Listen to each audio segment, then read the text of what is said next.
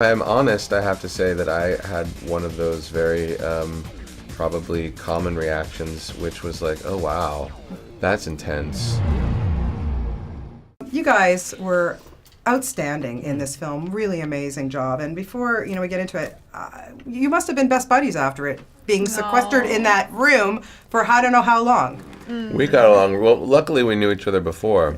We've done a few readings together and have mutual friends, and we've spent time together. But it was great to finally get to really work together and under the direction of such a legend.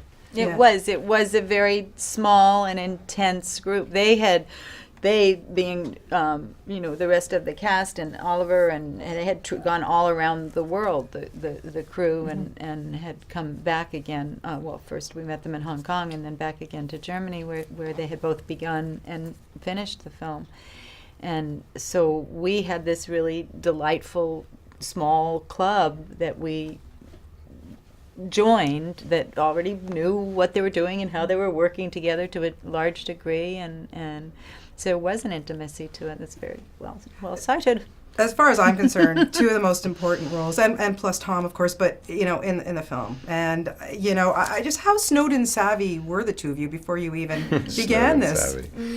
I was certainly aware of the situation and had followed the news of it to a certain extent. Although I think I'm if I am honest, I have to say that I had one of those very probably common reactions, which was like, oh wow, that's intense, but doesn't have anything to do with me, right? Which I think is how a lot of people probably processed it when it first happened. And then in doing the movie and researching and reading a lot of stuff that Glenn's written about it, including his book, which goes pretty in depth to some of the documents themselves, I was staggered by the sheer magnitude of this breach of our constitutional rights. And then I started to realize that we're all, truly all equally vulnerable. Yeah, I want to ask, after working on this and learning so much, are you more scared now about what's out there and what people are learning about us? When you use your computers, your cell phones, what have you? I don't think it even has that, for me, that much to do with what secrets I may or may not have. My behavior is my business. And that's my right as an American. Isn't that why we are what we are? So the notion that the government that sits there for we the people would be spying on their own, it just makes no sense whatsoever. And just because you can do it, that doesn't mean you should. Yeah. Zach, how about you?